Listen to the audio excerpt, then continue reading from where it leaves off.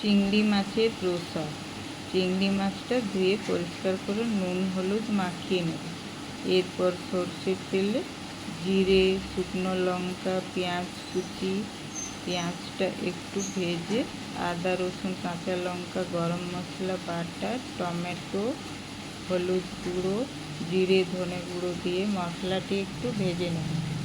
তারপর নুন হলুদ মাখিয়ে রাখা চিংড়ি মাছটা দিয়ে মশলার সাথে চিংড়ি মাছটা একটু ভেজে নেব। এরপর দিয়ে দেবো নুন হলুদ দিয়ে ভেজে রাখা আলুটা দিয়ে একটু কষিয়ে জল দেব।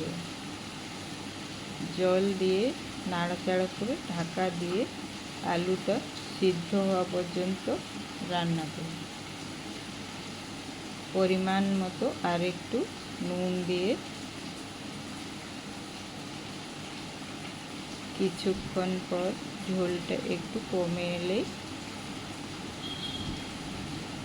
একটু মাখো মাখো করে নামিয়ে নেব। গরম গরম ভাতের সাথে খাবার জন্য আজকের রেসিপি আলু দিয়ে চিংড়ি মাছের রসা রেডি।